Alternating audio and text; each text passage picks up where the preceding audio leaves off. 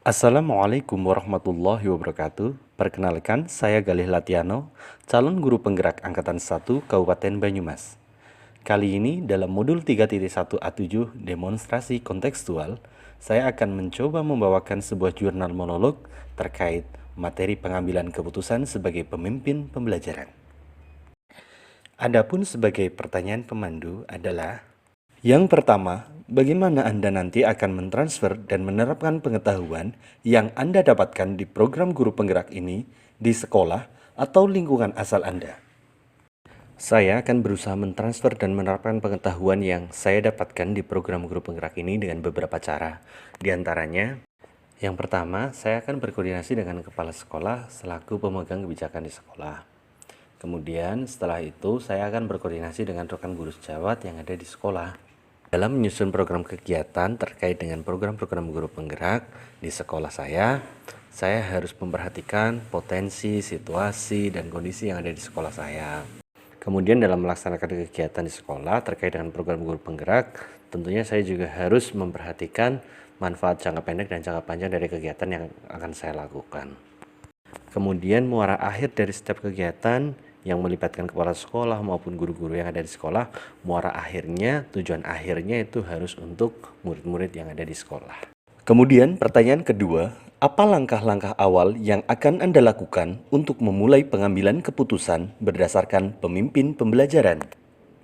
Langkah awal yang saya lakukan adalah dengan melakukan pemetaan terhadap permasalahan tersebut yang mengandung dilema etika. Tentunya dengan mengadopsi 4 paradigma dalam pengambilan keputusan, 3 prinsip dilema etika, serta 9 langkah pengujian.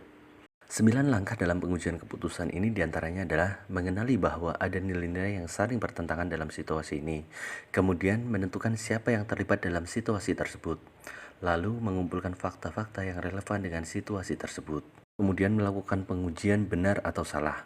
Langkah kelima adalah pengujian paradigma benar lawan benar. Di antaranya paradigma individu lawan masyarakat, rasa keadilan lawan rasa kasihan, kebenaran lawan kesetiaan, ataupun paradigma jangka pendek lawan jangka panjang.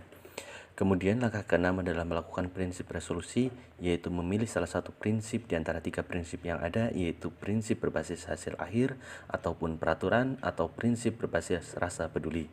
Kemudian setelah itu, langkah ketujuh adalah investigasi opsi trilema, yakni apakah ada opsi lain selain 2 opsi yang telah ditentukan tadi. Kemudian langkah ke-8 baru kita membuat keputusan, dan langkah yang terakhir adalah merefleksikan setelah keputusan itu kita jalankan. Pertanyaan ketiga, mulai kapan Anda akan menerapkan langkah-langkah tersebut?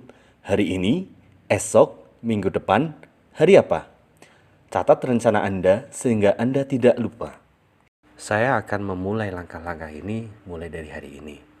Tentunya dari diri saya terlebih dahulu. Dan setelah itu baru saya akan tularkan pada guru-guru saya di sekolah, kemudian pada kelas-kelas saya di sekolah, kemudian baru organisasi-organisasi yang saya ikuti. Hal ini bisa saya terapkan melalui rapat-rapat kecil maupun pertemuan-pertemuan terjadwal, terutama dengan komunitas praktisi yang telah saya bentuk. Pertanyaan keempat, siapa yang akan menjadi pendamping Anda dalam menjalankan pengambilan keputusan sebagai pemimpin pembelajaran? Seseorang yang akan menjadi teman diskusi Anda untuk menentukan apakah langkah-langkah yang Anda ambil telah tepat dan efektif. Dalam menjalankan pengambilan keputusan sebagai pemimpin pembelajaran, tentunya saya memerlukan pendamping ketika saya berada di institusi saya. Pendamping utama saya tentunya adalah kepala sekolah di mana saya mengajar.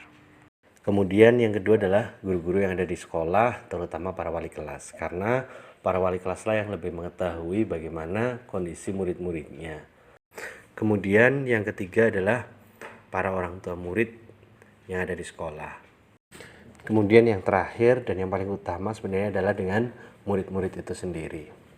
Karena dengan murid itu sendirilah kita bisa mendapatkan atau menggali potensi mereka. Demikianlah jurnal monolog terkait demonstrasi kontekstual pengambilan keputusan sebagai pemimpin pembelajaran. Semoga bermanfaat. Guru penggerak, belajar, bergerak, berbagi untuk Indonesia. Assalamualaikum warahmatullahi wabarakatuh.